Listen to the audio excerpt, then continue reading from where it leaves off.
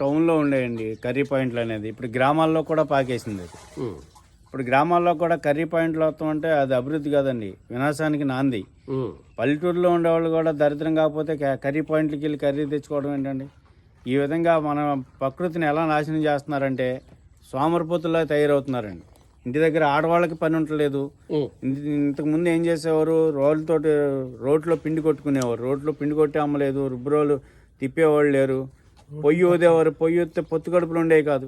ఇప్పుడు ఏం చేస్తున్నారు, పొయ్యి ఊదే పని లేదు, గ్యాస్ అన్నీ కూడా తిరగలతో ఇసురుతాం అంటే ఎంత ఎక్సర్సైజ్ అండి. అంత మహిళలకు కూడా పని లేకుండా అయిపోయింది. పురుషులు కూడా అలాగే తయారయ్యారండి. ఆవుని వ్యవసాయం ఉన్న రైతు కూడా ఒక ఆవుని మేపుకుని ఇల్లు ఆరోగ్యంగా ఉంటుందంటే ఆవుని మేపుకోవట్లేదు. మహిళలు దయలను చూసి మహిళలు కూడా మేము కర్రీ పాయింట్కి వెళ్ళి కర్రీ తేమనే పరిస్థితికి మహిళలు కూడా తయారవుతున్నారు.